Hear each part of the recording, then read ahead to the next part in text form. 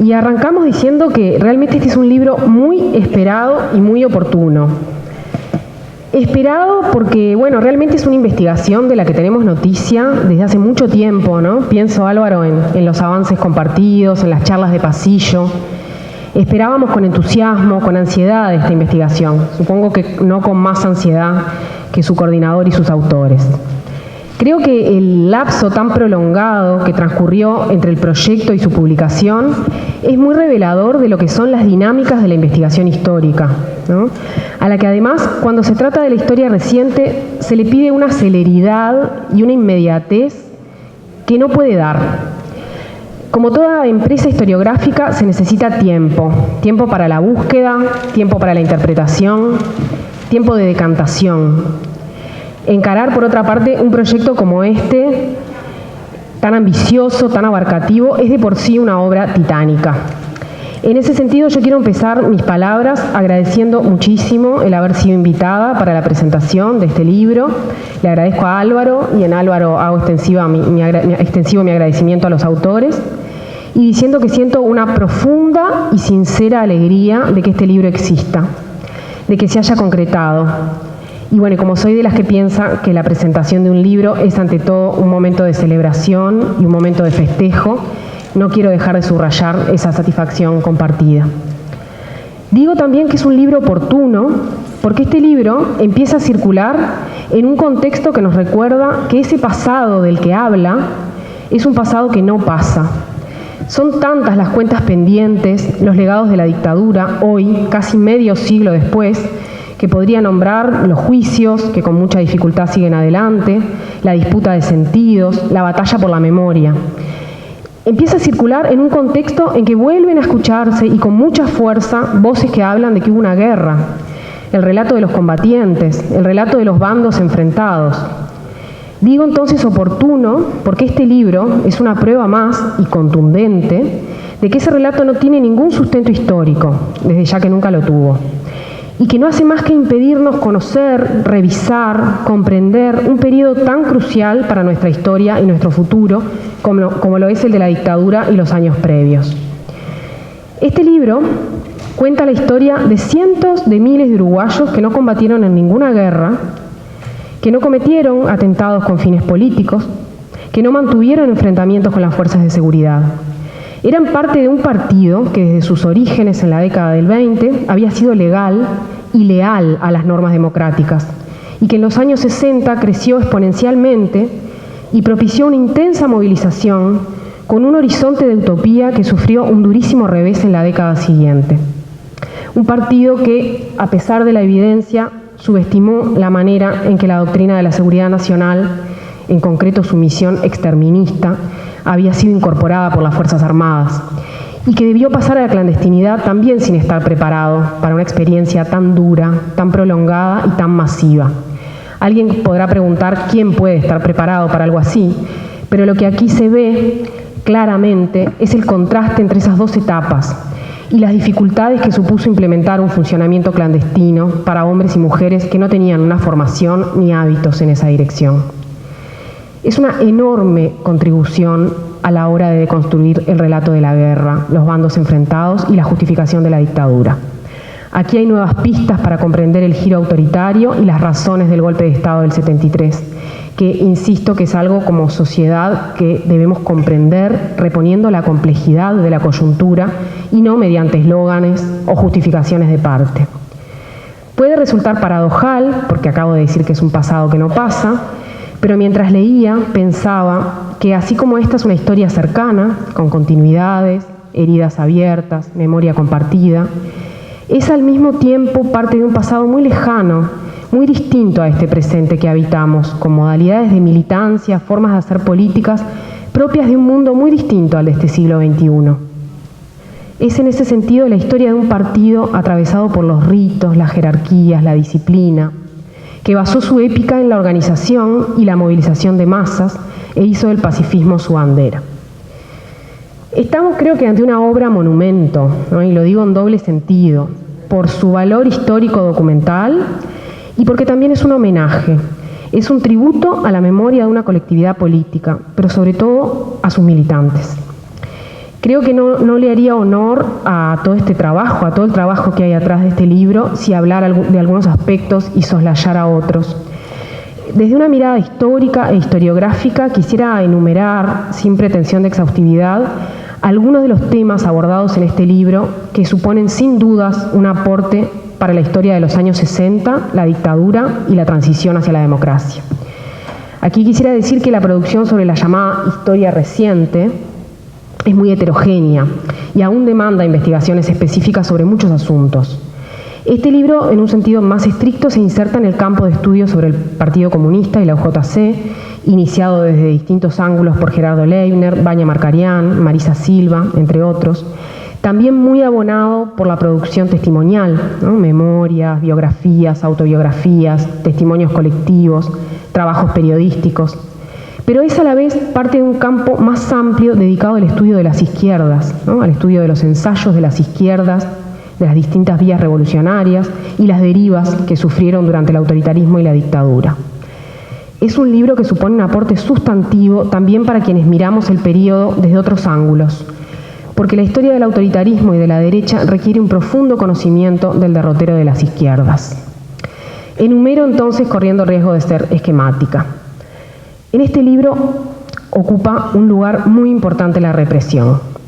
Responsables, dinámicas, escenarios, momentos. Casi la mitad del libro, 500 páginas, está dedicada a documentar los operativos represivos que se extienden a lo largo de 12 años de dictadura y la manera en que los militantes del partido y de la UJC resistieron en ese contexto. Este apartado tiene que ser leído como una continuación de la investigación histórica sobre detenidos desaparecidos y la investigación histórica sobre dictadura y terrorismo de Estado, y es parte de un tema que tiene muchas aristas, porque es imperioso conocer y exponer cómo, dónde, cuándo, pero no menos imperioso es aprender la dimensión de la vivencia. Como dicen tantos testimonios en este libro, a la tortura no se la resistía con la teoría ni con los grandes paradigmas. Allí el acto político era nada más y nada menos que poner el cuerpo, en la experiencia más límite que pueda enfrentar un ser humano. El libro desmenuza el transcurso de la represión por años, por meses, hasta por días. El escenario no es solo Uruguay, también Argentina, también Chile, el Cóndor. Y aparecen aquí otros grupos políticos, inscribiendo la experiencia comunista en la generalización de la represión a las izquierdas. Es en ese sentido también un libro que avanza sobre el conocimiento del funcionamiento y las lógicas de las formas legales y públicas de la represión, pero también del Estado clandestino o Estado terrorista. Contribuye enormemente al conocimiento de la vida partidaria en dictadura, en un periodo que está demandando investigaciones en ese sentido en relación a todos los partidos, y con la particularidad de que se trata de una colectividad política que crece después de ser ilegalizada, ¿no? Se documentan ingresos permanentes a la UJC y al partido durante la dictadura.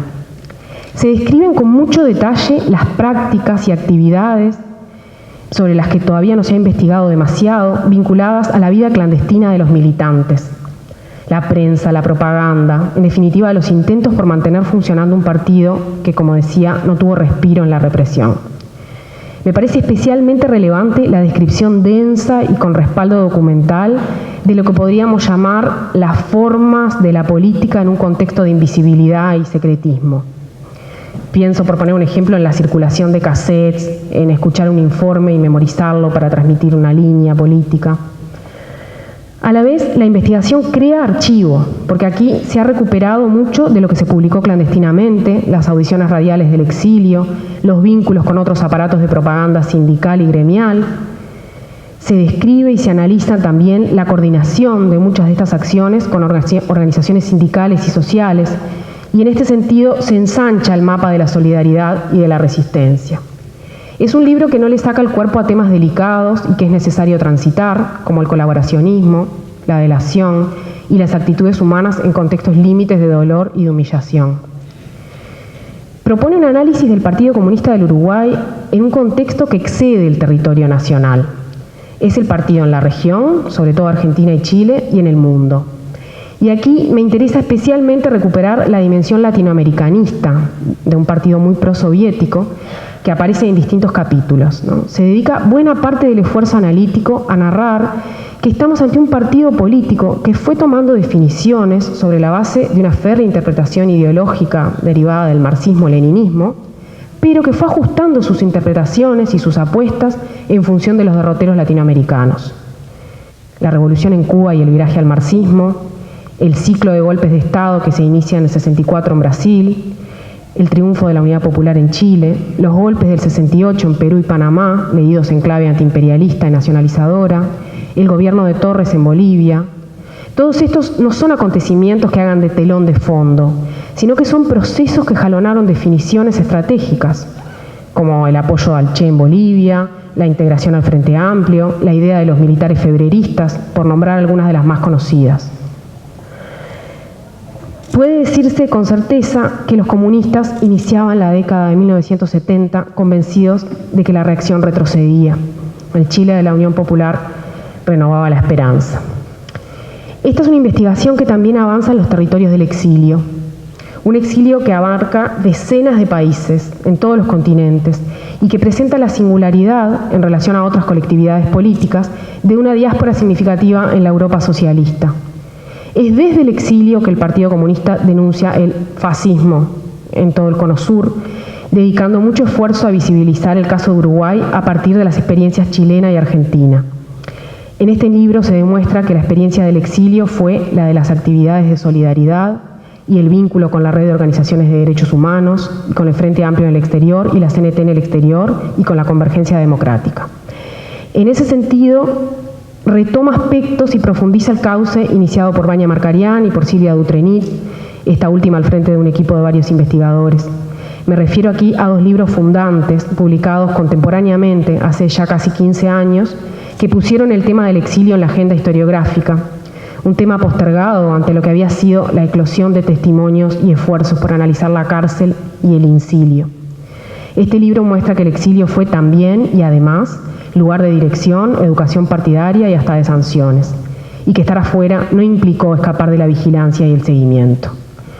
Hay otras dos dimensiones que este libro trata con mucha profundidad y que tienen que ver con el imaginario comunista y con la importancia de la teoría en la elaboración de una línea política. Aquí el concepto de resistencia tiene un lugar protagónico y está muy ligado a esa clandestinidad que estructuró la vida política de los comunistas durante la dictadura. Resistir a la dictadura equivalía para los comunistas a resistir al fascismo. Y allí había un imaginario histórico compartido que inscribía esa vivencia particular y concreta del Uruguay en dictadura en una experiencia mucho más abarcativa, que consolidaba una identidad política que iba mucho más allá de un tiempo concreto y de las fronteras nacionales.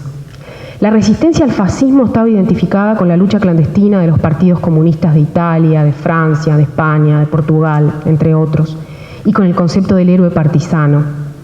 Aquí hay una continuidad narrativa evidente que se complementó con la idea del militante comunista como héroe anónimo, una caracterización que lo diferenciaba claramente del héroe guerrero, encarnado en la figura del militante armado. La difusión e incorporación previa de los militantes de textos teóricos de relativo fácil acceso, de literatura, ¿no?, incluidas novelas, me refiero a textos soviéticos, europeos, fue clave en la formación de la idea de lo que era el fascismo. Este asunto es crucial y ameritaría una discusión mucho más profunda de la que yo puedo plantear hoy aquí, pero no quisiera dejar de mencionar la centralidad de esa caracterización, dictadura fascista, que supuso por parte de dirigentes e intelectuales uruguayos y latinoamericanos la adopción y adaptación de una categoría surgida para otros escenarios y otros tiempos. Y cuando hablo de la importancia, quiero decir que esa fue gran parte, de la formación política de la mayoría de los militantes, ¿no?, excepto de algunos pocos que además viajaron a la Unión Soviética. Fueron esos los canales de internalización de la lógica de la resistencia, que, como dice Vladimir Turiansky en uno de los testimonios, enseñaba que la lucha no era la del enfrentamiento bélico, la de matar o morir, sino la de la supervivencia. Vencer la tortura, aunque sea con la muerte. La clandestinidad tenía que ver con sobrevivir, como habían sobrevivido los partisanos, para quienes las acciones, el combate, era algo muy esporádico, mientras que la cotidianidad sin sobresaltos era lo usual, y vivirla sin tedio y sin desesperación todo un desafío. La experiencia de la dictadura imprimió cambios drásticos en la teoría. En el libro se ve muy claramente la centralidad que empezó a ocupar el tema de la democracia en las elaboraciones comunistas a fines de los 70, en desmedro de lo que había sido la teoría de la revolución continental, que encolumnó a los comunistas en la década anterior. En los objetivos a corto plazo ya no figurará la toma del poder con fines revolucionarios, sino la necesidad de recuperar una democracia que no fuera restringida, que no fuera con tutela militar, consolidar la democracia, avanzar en democracia. Un objetivo que en la etapa final de la transición, cuando ya era evidente que el régimen no se iba a desmoronar y que no había en el horizonte cercano un camino hacia el socialismo, se tradujo en consolidar el Frente Amplio e intentar conquistar el gobierno por la vía electoral e incidir en la discusión sobre la profundidad y la extensión de esa democracia. En este viraje de la revolución a la democracia avanzada fue clave la incorporación teórica de Gramsci, un autor que, si bien no era desconocido en los 60, había quedado soslayado del corpus partidario por la impronta del leninismo y la teoría de la revolución. Como bien se documenta en este libro, durante su exilio, Arismendi lee muy atentamente los escritos de Palmiro Togliatti, líder histórico y secretario del Partido Comunista Italiano, que se transformaron en una referencia intelectual muy importante en la necesaria reformulación, y cito, de recuperar la democracia para caminar hacia el socialismo. En suma, y para terminar, en este libro aparecen representadas voces muy distintas: los dirigentes, los mandos medios, los militantes, dentro de los militantes los jóvenes, las mujeres, los de mayor jerarquía, los menos visibles. Pero también aparece aquí la perspectiva y las intenciones de quienes llevaron adelante la represión. Es un libro que se respalda con muchísimos archivos de la inteligencia policial y militar, que evidencia, como ya ha empezado a pasar con otras investigaciones, que el seguimiento y el conocimiento por parte de los servicios de seguridad era impresionante, aunque no sabían todo y no descubrieron todo. Y en ese sentido es un libro que viene a engrosar el conocimiento acumulado sobre la vigilancia estatal. No quisiera terminar sin decir que, sobre todo en este libro, ocupa un lugar preponderante la memoria, porque se hicieron muchísimas entrevistas y porque son los protagonistas quienes tienen permanentemente la palabra. Y todos sabemos que el tiempo de la memoria no es el pasado, es el presente. En la memoria se evoca la historia, pero sobre todo las elaboraciones posteriores, la revisión, el sentido de las vivencias. Encontré testimonios muy sentidos, muy profundos, muchos de ellos críticos y autocríticos. Muchos testimonios son muy oportunos porque quienes los dieron fallecieron poco tiempo después. Sabemos que no hay un tiempo para hablar, no hay un tiempo establecido para hablar cuando se han atravesado situaciones de tanta intensidad y de tanto radicalismo como las que se narran en este libro. Pero intuyo que este equipo acertó en ese trabajo de hormiga que está detrás del ejercicio sistemático de dar la palabra al servicio no solo del conocimiento de la verdad histórica, sino del sentido que las personas dan a su propia historia individual y colectiva. Y creo que en este encuentro eso es algo que particularmente tenemos que celebrar. Muchas gracias. Buenas noches a todas y a todos. Más que hablar con el cerebro, voy a hablar con el corazón. Para mí, revivir esos 12 años de dictadura, no necesito leer el libro. Lo viví, lo sufrí, lo luché y la derrotamos. Antes quiero hacer una mención al día de hoy, 7 de noviembre, 104 aniversario.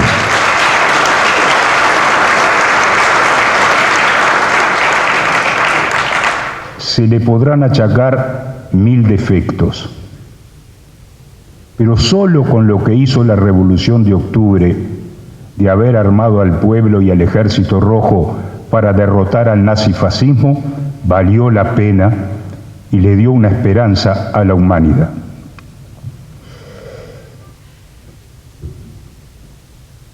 Los 3 años que me tocó dirigir al partido en la clandestinidad, 1976-1979, fue el momento más glorioso de mi vida política, por la responsabilidad y por haber pasado con honor todas las pruebas que ello implicó. Fueron 12 años de mi vida. Me fui el 27 de junio del 73 y volví el 27 de febrero de 1985. La huelga general con que se enfrentó a la dictadura conmovió al mundo. 15 días, del 22 de junio hasta el 9 de julio, la manifestación. 4 ideas fuerza desplegó el partido. Ni un minuto de tregua a la dictadura. Y puedo asegurarles que lo llevamos a la práctica. Y el libro lo certifica. No le dimos un minuto de tregua a la dictadura junto al pueblo. Nunca solos. Nunca héroes en la platea y pueblo en la butaca. Siempre junto al pueblo. Segundo, la máxima amplitud para la resistencia. Nunca aislarnos. Partidos políticos, movimientos sindicales y sociales, sectores educativos y todos los ámbitos religiosos que eran fieles a Cristo y que entendían que tenían que estar junto al pueblo. La solidaridad internacional, comités en 30 países, un país chiquito con 3,5 millones que logró conmover al mundo.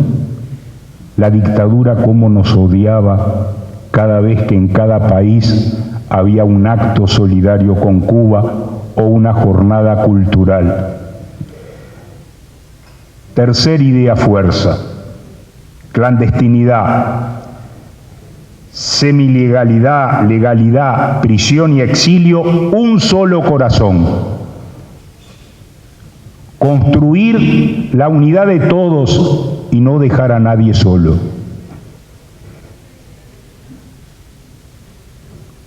Una de mis primeras decisiones, cuando me tocó asumir la Secretaría Política, era un pedido de los presos en el Cilindro, la principal cárcel de este país. Queremos fugarnos.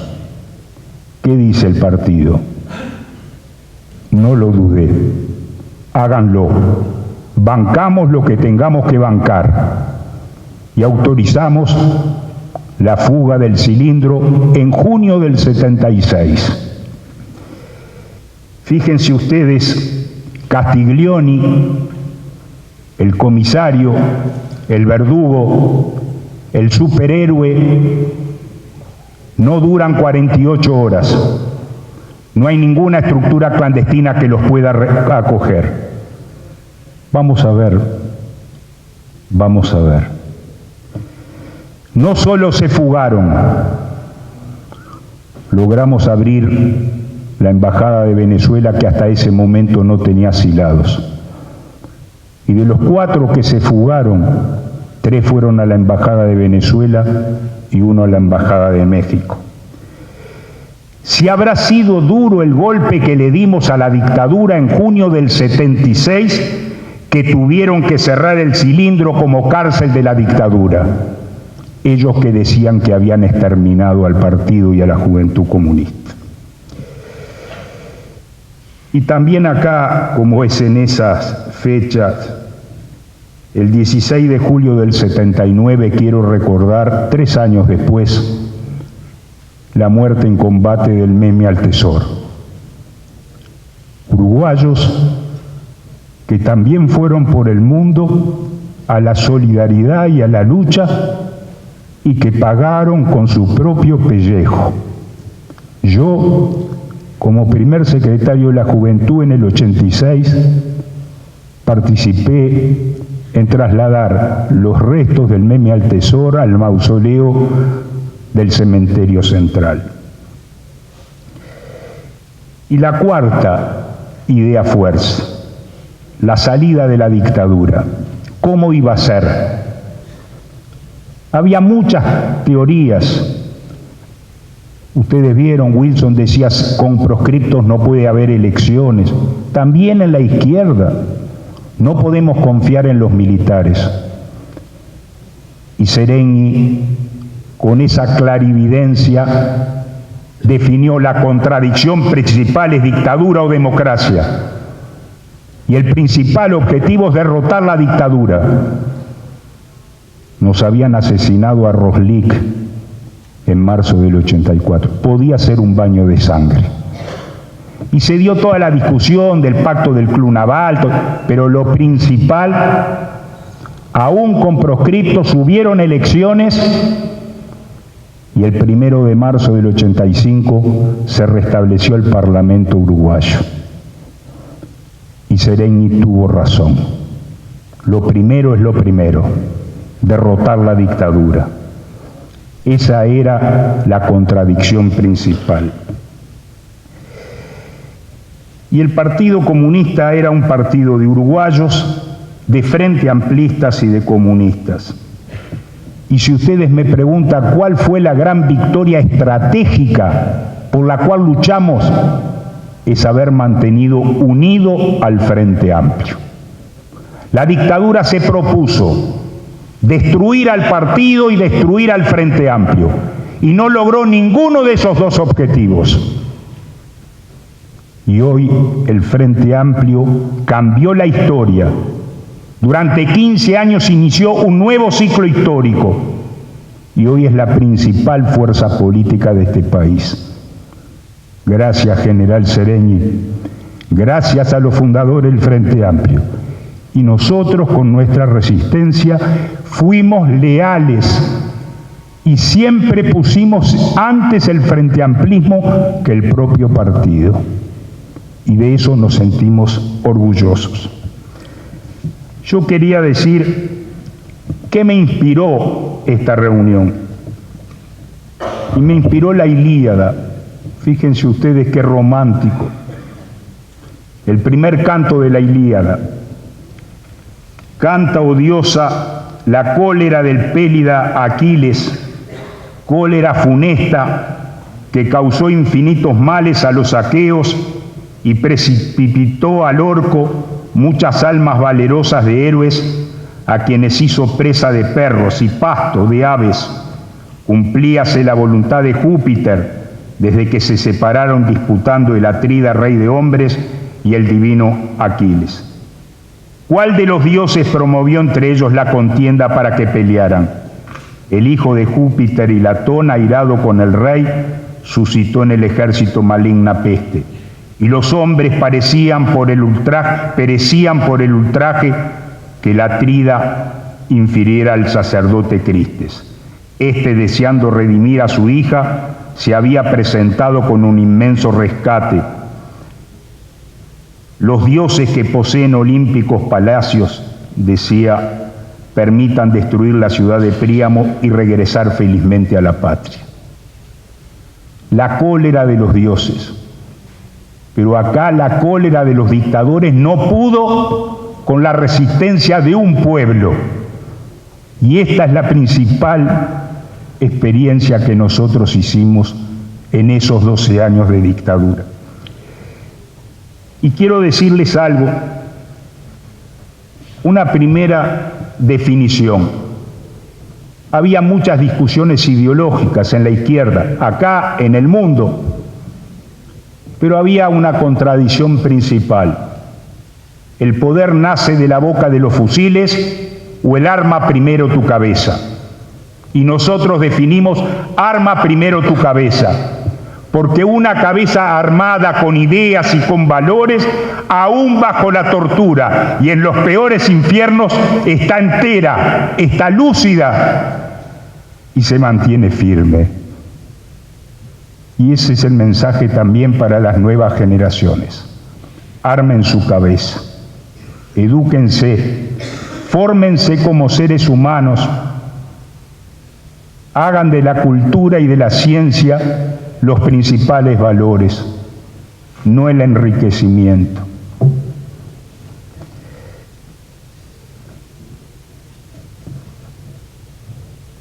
Y yo a los problemas que están planteados quiero referirme a los niños y a los adolescentes con dos ejemplos.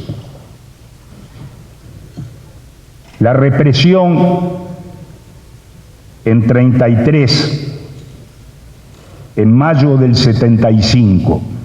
Fíjense, el Goyo Álvarez, dictador, da la orden de reprimir en 33 a 40 niños y adolescentes. Los llevan, los internan en el cuartel, los torturan, y la dictadura, esto está en la página 217 de este libro, el parte especial, el informe 5890 del Estado Mayor del Ejército, Departamento 2, firmado por Badora, y la orden dada por el Goyo Álvarez. Acusaron a 29 menores y 11 mayores, que el campamento vivieron en total promiscuidad, intercambio de parejas, y algunos jóvenes realizaron competencias de índole sexual para cuál ver de ellas era la que más resistía. Llevaban 18 días detenidos en el batallón de infantería 10 de 33. Todo tipo de torturas: plantón, submarino, picana, quemaduras, colgamiento, potro y golpes de todo tipo. El País, el primero siempre, el diario, puso un título: descubren campamento, prostituían a más de 60 jóvenes. Ya no era contra la clandestinidad, era destruir el futuro. Y esos niños y adolescentes quedaron bajo la tutela del ejército hasta el último día de la dictadura. Y no nos olvidamos, el Goyo dio la orden y Badora firmó el comunicado infame. Pero esto que pasó en el 75, el 26 de junio del 81, página 573, Montevideo cayó grupo de 20 liceales y menores en Eliaba. Después concurrieron a la sede de inteligencia policial miembros del ejército, comandados por el coronel Chimichurri, el Pajarito Silveira. Se dedicaron a cometer toda clase de agresiones sexuales con los detenidos de ambos sexos sin que los interrogatorios se orientaran a la búsqueda de información. Estuvieron presos y sometidos a vejaciones durante 41 días. A estos hay quienes quieren liberarlo porque tienen edad avanzada. Pero esto que hicieron con niños y adolescentes es imperdonable de por vida. Junto con la lucha, con la resistencia, con lo que significaba cambiar de casa prácticamente todos los días, el partido también se dedicó, lo dijo Magdalena, a las elaboraciones teóricas sobre el fascismo. En la página 631. No era solo clandestinidad, no era solo combate, no era solo paro, no eran solo volanteadas y manifestaciones. También el trabajo teórico, armar la cabeza. Y por eso el partido atravesó unido toda la dictadura, porque a pesar de las dificultades existió una permanente elaboración tanto teórica como política por parte de la dirección del partido. Los resultados de esa producción circularon y fueron reproducidos en formas artesanales, hasta manuscritas y en escasez, escuchados en la clandestinidad. Una característica de esa abundante producción teórica fue la estabilidad de la línea política partidaria que no varió en el transcurso del periodo. constituyó un factor de unidad partidaria, fundamentó la unidad ideológica de la organización, atrajo a sus filas y dio seguridad intelectual e interpretativa a sus militantes. Puede decirse que en una vez tuvimos alguna discrepancia como partido con Seregni, pero Arizmendi dijo: el partido junto a Seregni al frente, y el partido resolvió voto en blanco, a pesar de que podían haber algunos compañeros o compañeras con otras opiniones. Puede decirse respecto a las innovaciones que aparecen al final de la dictadura: 1, la introducción de la obra de Gramsci y su proyección a los nuevos tiempos de América Latina. 2, la revalorización de la democracia, el concepto de democracia avanzada. La reivindicación de la democracia representó un giro que no estuvo ajeno al cambio de época, a la derrota de la dictadura y a las perspectivas de cambio. Ese giro del pensamiento latinoamericano fue caracterizado de la revolución a la democracia, ensanchar los límites liberales de las democracias postdictadura en el marco del capitalismo y construir en el futuro una democracia avanzada camino al socialismo. Y yo quiero, sin cometer injusticias, homenajear acá a los generales del Frente, a Seregni, a Licandro, a Baliña, al doctor Crotogini, a José Pedro Cardoso, con el cual militamos juntos los 3 años de la dictadura. Y él, a pesar de su edad, me recibía y conversábamos y buscábamos los caminos comunes para fortalecer al Frente Amplio. A Héctor Rodríguez, a Mario Benedetti, a Álvaro Bayo, y del partido a tanta gente, pero en primer lugar a Arizmendi, a Jaime Pérez, a José Luis Macera, a Félix Díaz, a Pietrarroya, a Turiansky, y de nuestras mujeres, solo por tomar 3 pétalos: a Rita Chicha Ibarburu, a Marta Valentini con sus 97 años que está viva y que hoy no pudo venir, y a Nibia Zabalzagaray, que vivirá eternamente con sus 24 años.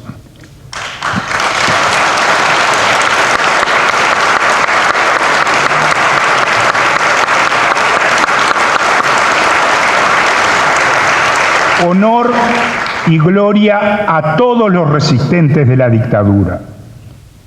Honor y gloria al pueblo uruguayo que derrotó la dictadura del terrorismo de Estado.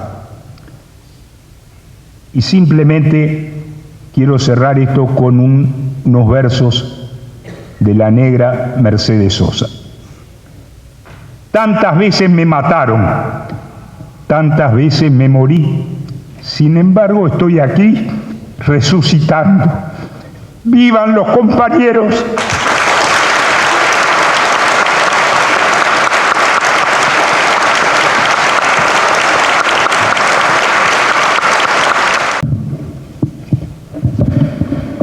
Buenas noches. De quien primero quiero hablar es de Álvaro Rico. Me consta el trabajo inmenso, muchas veces incomprendido, muchas veces no reconocido, muchas veces agraviado, que, bueno, desplegó esta investigación realmente monumental. Y por cierto, como debe ocurrir en las investigaciones más importantes, no lo hizo en soledad.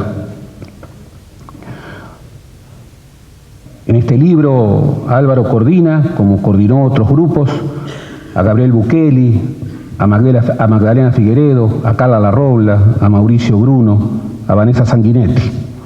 Y ser un líder de grupos de investigación es también una virtud muy particular del trabajo. Durante muchos años cada vez que me encontraba con Álvaro le decía, ¿y cuándo? Y Álvaro me decía, bueno, no, hay una vuelta más, hay una vuelta más. Y en verdad, después de ver esto, creo que efectivamente, que allí hubo una construcción que requería tiempo, y el libro, lo cual es muy importante, llega en forma muy oportuna, muy oportuna.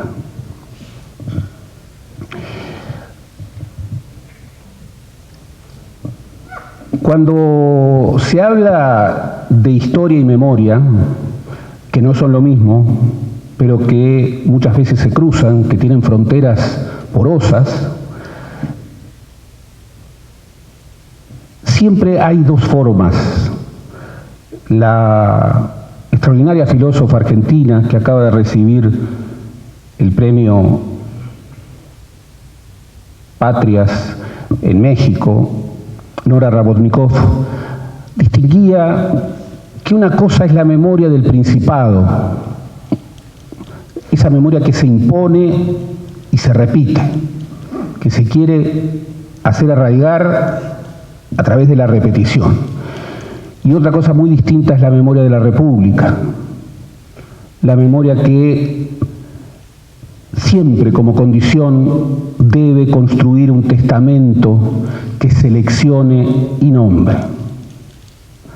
Bien, acá hay un muy buen ejemplo de esa forma republicana de construir urdimbre entre memoria e historia.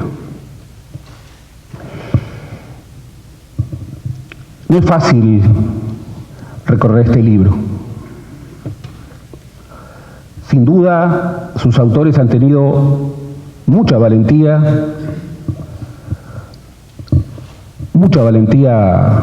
de muy diversa índole. Hay valentía como investigadores, se han metido con temas difíciles, con temas que hoy generan discusión, que siguen generando discusión, y han avanzado en esa perspectiva de un conocimiento más crítico.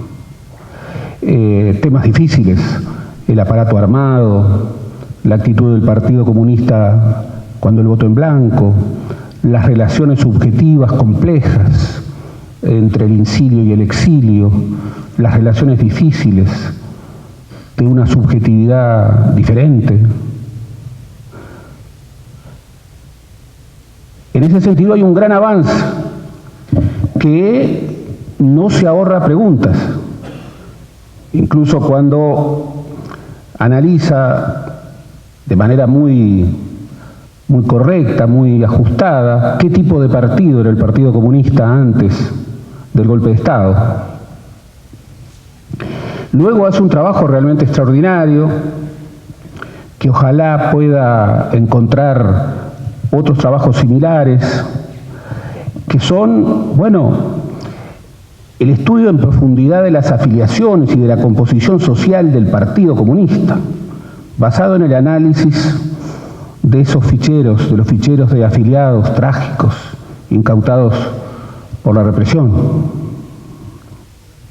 Luego analiza, y esto es muy importante, sale de esa visión montevideana que tradicionalmente han tenido las izquierdas y hemos tenido los historiadores, para incorporar una dimensión absolutamente insoslayable, que son las redes territoriales, que son registrar la peripecia, la aventura, la lucha de tantos que en Pueblo Chico debieron resistir muchas veces los peores embates.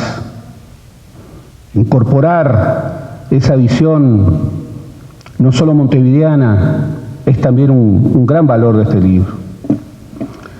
Luego, y esto es muy conmovedor, me cuesta hablar solo en clave disciplinaria sobre este libro, porque todavía recorriendo sus páginas uno puede sentir el pulso del dolor, el pulso del terror, el pulso de los infiernos, el pulso de la muerte, también el pulso de la lucha, de la incomprensión. Todo eso hacía falta, y estoy seguro que esto va a promover otras investigaciones. A la Patria Comunista le costó meterse con su historia. Y en verdad tenía que hacerlo para reivindicar sus mejores perfiles. Y tiene que seguir haciéndolo, con mucha apertura, con mucha valentía.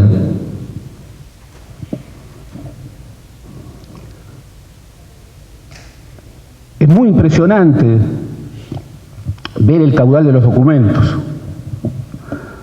Con Álvaro tuvimos el triste honor de recorrer muchos de esos documentos cuando por primera vez eran abiertos los documentos de la Dirección Nacional de Información e Inteligencia. Y cada documento era un golpe, era dolor. No se queda igual después de ver lo terrible de los registros de la represión. Y en este sentido acá están los nombres. Y esto es muy importante, el registro de los nombres. Con mucha cautela, pero con mucha firmeza. Y está el registro de los traidores, que también debe estar. Y está el registro de aquellos que forjaron el heroísmo de una red de clandestinidad, que es una historia casi increíble. Una historia en donde familias enteras se vincularon para, en los peores momentos, proteger a los compañeros. Está el pulso de todos ellos aquí. Incluso, y por eso es un libro muy oportuno, es un libro que no elude debates teóricos e ideológicos que todavía persisten. No elude, bien, lo que es una memoria, la memoria de un partido bajo una dictadura en una situación sumamente compleja. No elude los debates absolutamente pertinentes. Incorpora también, y esto es muy importante, así como hay un análisis absolutamente micro de las operaciones represivas, la operación Morgan en su monstruosidad queda allí retratada, y es la mejor denuncia a la dictadura, porque es la más profunda, porque allí se ve personas de carne y hueso que eran arrasadas bajo crímenes abominables. Pero también se ve, y esto no ocurrió en otras redes de izquierda que sufrieron represión, se ve las redes de solidaridad clandestina, aún en los peores momentos, en donde las dirigencias prácticamente eran sustituidas una tras otra. Y se ve el cobijo de otras instituciones que también jugaron un rol muy importante en los peores momentos. Efectivamente, cuando uno recorre el relato de las redes de la clandestinidad y cómo, condenado a muerte, el Partido Comunista sobrevivió.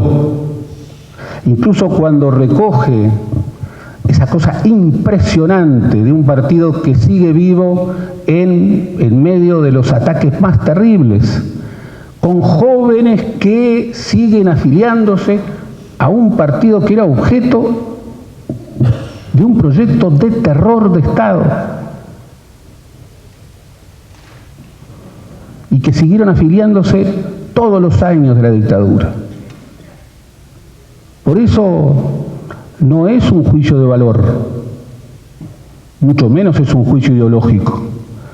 Decir que cuando uno recorre la resistencia contra la dictadura y recorre uno a uno sus hitos, por supuesto que nadie tiene el monopolio de la resistencia, pero siempre, siempre había un comunista.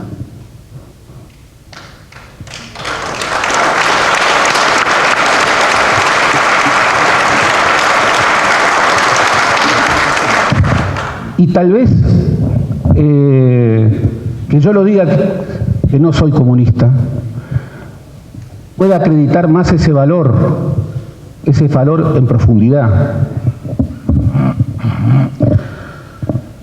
De allí que ese sea un libro absolutamente bienvenido. No es un libro sencillo, es un libro imprescindible.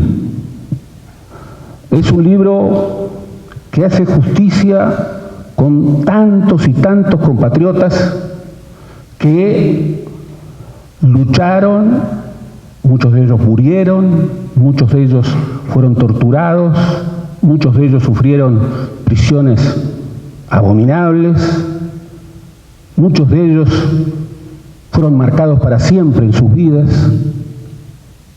muchos de ellos reafirmaron sus condiciones, otros no pudieron, pero todos ellos, y esto el libro lo muestra con firmeza, todos ellos no lucharon en vano. Cuando uno ve la peripecia humana, al final, el tema es el sentido. Si lo que vale es el enriquecimiento, el hacer la tuya, o si en medio de las tragedias y de los terrorismos vale reivindicar una sociedad más justa, una sociedad solidaria. Y acá está esa patria comunista. Esa patria comunista merece honor de la República. Y es muy importante que se siga estudiando esa patria comunista. Y este libro es un hito realmente impresionante en esa construcción que nunca cesará. Y merece honor de la República, merece honor también la incorporación de la red del exilio, porque todos ellos configuraron en el peor momento de la República un grito que permite que hoy, de alguna manera, podamos afirmar que no es lo mismo, que no vale todo, y que la lucha de los compañeros Alma es una lucha que permanecerá y será honrada. Muchas gracias.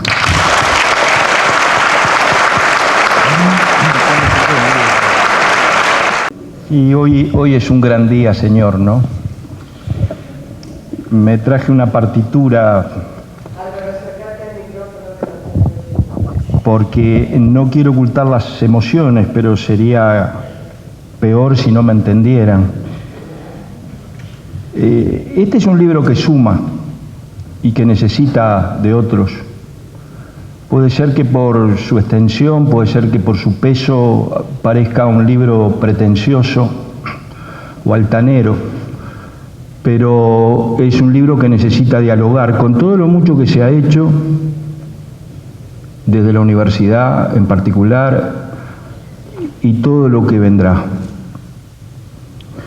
Yo quiero empezar agradeciendo a la Universidad de la República, a la Facultad de Humanidades y Ciencias de la Educación, porque el libro que hoy estamos presentando fue parte de un proyecto mayor que comenzó también mucho antes, cuando la presidencia de la República, en el primer gobierno de Tabaré Vázquez, inició las investigaciones sobre detenidos desaparecidos y convocó a la universidad para los equipos de antropólogos y historiadores, que me tocó coordinar el de historiadores bajo la supervisión académica de Gerardo y el inolvidable José Pedro Barrán. Allí por primera vez accedimos de ámbitos civiles e institucionales a los archivos del Estado, policial y en menor medida militares. Y de allí surgieron los 4 tomos de la investigación histórica sobre detenidos desaparecidos, y trabajamos tanto ese equipo, que en realidad, si bien teníamos el cometido de detenidos desaparecidos que cumplimos, hicimos más. Entregamos de manera mimeografiada, recuerdo, cerca de 24 librillos, porque abordamos también las otras dimensiones del terrorismo de Estado: los asesinados, los presos, el exilio, la represión a los partidos tradicionales, a las iglesias. Y logramos, en acuerdo con la presidencia, de que la universidad los publicara. Y allí surgieron otros 3 tomos sobre el terrorismo de Estado en el Uruguay. Tomos que luego se reactualizaron online, porque era muy costoso, nuevas reediciones, los equipos siguieron trabajando, y que en el año 2011, con la apertura judicial que hubo a través de denuncias, una avalancha de denuncias y demás, se produce un momento muy importante que fue la judicialización de las investigaciones históricas, es decir, cuando buena parte de las denuncias se apoyaban en resultado de las investigaciones de la universidad y buena parte de los jueces incorporaban como elementos de convicción, documentación, o solicitaban a partir de las indicaciones que en el libro constaban documentos a los archivos estatales para completar sus investigaciones y sus sentencias. Y ese proyecto siguió, repito, porque los equipos siguieron, porque además se contestaron, si mal no recuerdo, más de 150 oficios elevados por la justicia a la Secretaría de Derechos Humanos para el pasado reciente en las distintas causas, y esos oficios tenían como eje las investigaciones históricas y la documentación allí aportada. Porque muchos de nosotros, y en mi caso en 16 causas, fuimos citados como testigos calificados, como peritos. Algunas de ellas, diría Gerardo, tristemente inolvidables, porque el caso de Operación Cóndor, con Fabiana Larroble estuvimos testimoniando cerca de 12 horas de corridas, con 6 valijas que llevamos en mano en el buquebús para aportar a la mega causa, y otras tantas. Y eso se transformó en cursos en la universidad, con quienes ya venían investigando y estudiando. No estoy hablando de una apropiación del tema, sino cómo el tema se potenció a partir de esto. Y finalmente la idea era que todo lo que habíamos acumulado comenzara a ser objeto de publicaciones. Nos presentamos a CSIC, a la Comisión Sectorial de Investigación Científica, que originalmente apoyó parte de esta investigación financieramente, y también un segundo proyecto que no lo hemos podido concluir todavía, que refiere a la represión a las demás organizaciones de la izquierda, fuertemente concentrada en Argentina, en parte en Chile, que tenemos que terminar. El libro entonces se encuadra en este proyecto de muchos años, de mucho trabajo y en cierto modo es tributario de ese papel cumplido por la universidad en esta instancia. La historia del Partido Comunista bajo la dictadura es parte de la dictadura de la historia de la dictadura cívico-militar en el Uruguay. Dicho de otro modo, este libro es una historia sobre la dictadura que se impuso en nuestro país, pero también en otros países del Cono Sur. Si bien el libro se centra en el protagonismo de un partido político en esa circunstancia, contiene un estudio de la maquinaria de poder y dominación estatal entre el 73 y el 85, los mecanismos represivos y punitivos, tanto físicos como psíquicos y simbólicos, de vigilancia y control que se ejerció contra toda la población, y de exterminio de los comunistas y otras organizaciones de izquierda que también se recogen en el libro en una síntesis muy condensada de cuál fue la relación entre los operativos en Montevideo y simultáneamente en la República Argentina contra el PVP, el MLN, los GAU y el Partido Comunista Revolucionario y las agrupaciones de militantes socialistas y otros. Era un Estado uruguayo devenido Estado terrorista que operaba en la región, fundamentalmente en Uruguay y en Argentina. El PSU y la UJC fueron objetivo central de la represión dentro del país durante 12 años, los casi 12 años que duró la dictadura. Este es un rasgo fundamental que el libro intenta reconfirmar a través de la documentación y de los operativos represivos, dentro del país y durante toda la dictadura, donde los grandes operativos masivos con sus centros clandestinos de reclusión y tortura a gran escala, llamados infiernos, Morgan, La Tablada, Los Vagones, se combinaron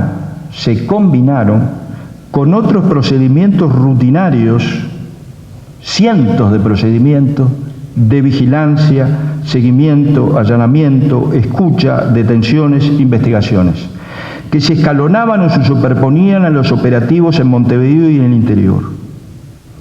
Esto se ve claramente porque uno dice, bueno, en Operación Morgan todo el aparato represivo se concentró. No, se concentró, sí, pero al mismo tiempo, en los mismos días, la represión, más en cuentagotas, y a otros militantes que no formaban parte de los aparatos que tenían por objeto la represión en Morgan, fueron igualmente perseguidos y detenidos.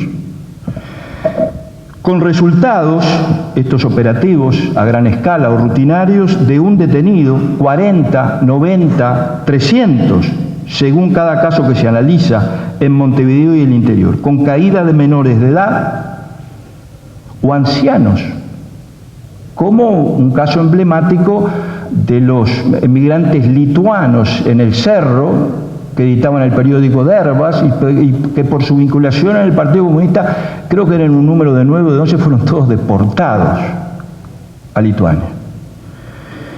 En un cálculo global impreciso, pero puede estimarse entre 5.000 a 7.000 presos documentados, porque después están todos los presos que no fueron registrados y que por lo tanto no consta, o que estuvieron algunos días y no constan en los documentos consultados.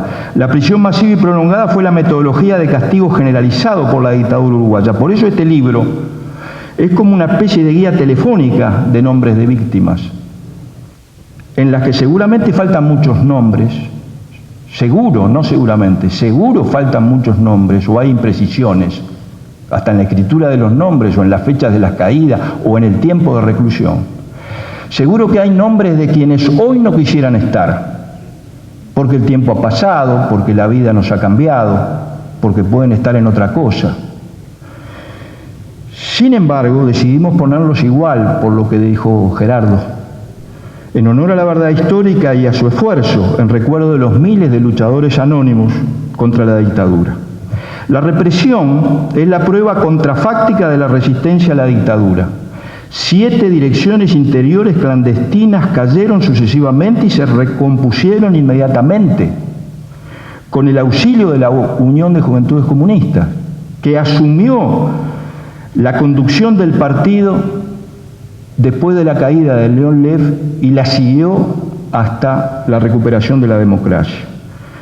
Hay un capítulo entero muy voluminoso dedicado a la actividad que más ejemplifica esa resistencia permanente de los comunistas en el interior del país, que es la edición de Carta Semanal y todo lo que significó la propaganda y la prensa clandestina en otras ediciones en el mismo periodo, como está la revista Ganzúa de la UJC y la capacidad que se tenía de adaptarse a los nuevos tiempos, a las nuevas temáticas, a los nuevos formatos en ese contexto histórico.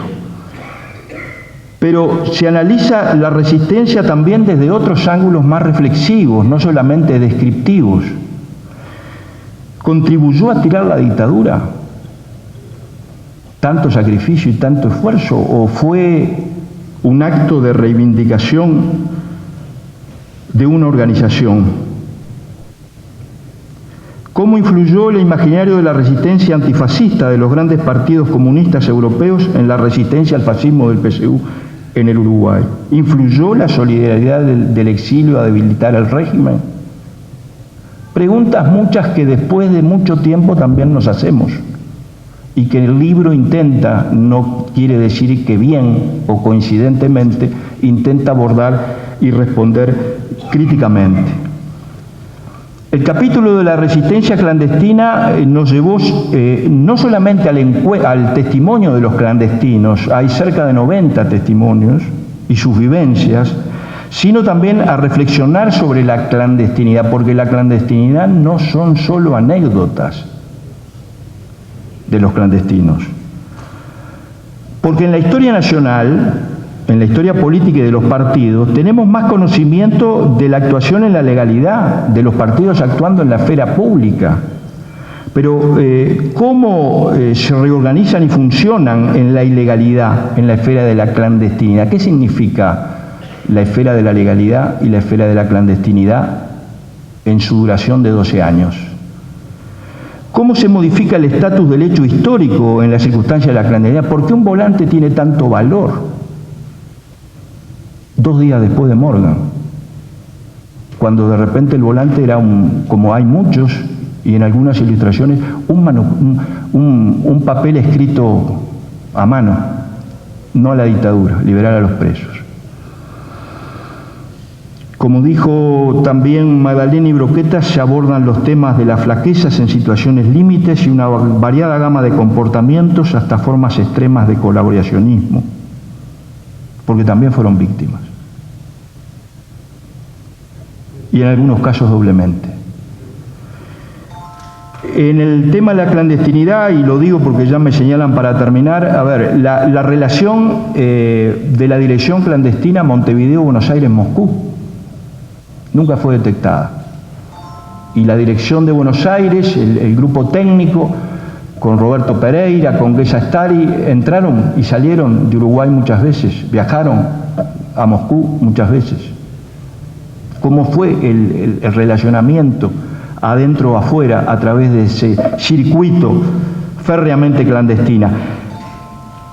La relación entre clandestinidad, semilegalidad y legalidad, sin lo cual no se puede entender la clandestinidad. Si no se establece la relación entre las esferas semilegales y clandestinas, no se entiende por qué el partido se autolegaliza antes de que caiga la dictadura. La investigación aborda la relación que hay entre la resistencia clandestina, las resistencias sociales, que fueron plurales y de muy variado tipo, e indudablemente no solo de los comunistas, las resistencias sociales, y la oposición política, que comienza a ser fuerte luego del plebiscito del 80. Aborda la doble militancia. No se sabe bien en algunos documentos si el comunista cae por ser del partido o cae por ser del sindicato o de la FEU. Y esa fue una característica fundamental, así como también abordar el interior y la relación de la UJC y el PSU. Por supuesto que, si bien el libro se centra en la dictadura, no pudimos dejar de abordar algunos antecedentes de la etapa predictadura sin la cual no se puede entender la dictadura. Ya se refirieron al análisis de los ficheros, se estudió los 18.000 y pocos afiliados que el partido tenía en 1971 y aparecieron en esos libros a los efectos de determinar cuál era la base social del partido y si efectivamente el partido que se autoproclamaba de la clase obrera lo era. Ahí están los números, ahí están los porcentajes. Y así otro tipo de indagaciones que interesan como también esto que se señalaba acá, la semilealtad de los comunistas con la democracia en el periodo de los años 60. Un partido que desde que se funda es un partido legal, público, parlamentario, promueve leyes, iniciativas, y al mismo tiempo desde 1964 constituye ese aparato, incluido el aparato militar, por su concepción de la revolución que tenía y por el contexto latinoamericano que se va generando después de la revolución cubana y sobre todo por las agresiones de derecha en el Uruguay, con los intentos de golpe de Estado. Y el exilio, un gran olvidado, está reconstruido de los 30 países en 16. ¿Cuántos eran? ¿Quiénes los dirigían? ¿Qué actividades hacían? Teniendo como emblemáticas el partido en la ofensiva final del Frente Sandinista en Nicaragua, las jornadas de Venecia y la Brigada Internacionalista en Angola. Cierro agradeciendo a mi familia, que conoció todos mis estados de ánimo posible en la hechura de este libro y sus inconvenientes, al equipo que se concentró durante los 2 años de financiamiento de CIP, pero que después siempre estuvo a la orden para completar, para continuar y redondear, a la editorial, a Edmundo Alicia y a Daniela Martínez, que durante 8 o 9 meses solo de corrección estuvimos en un mano a mano con este libro, a Paco Laurenzo por el dibujo de la tapa, a los testimoniantes, 14 de ellos de los 90 hoy no están entre nosotros. A los presentadores por su tiempo y generosas palabras, pero también por lo que representan intelectualmente y como ciudadanos. Y a todos ustedes presentes que nos comprometen a seguir las investigaciones y a completar y corregir lo que en esta investigación encuentren como parcial, insuficiente o erróneo sin querer. Muchas gracias.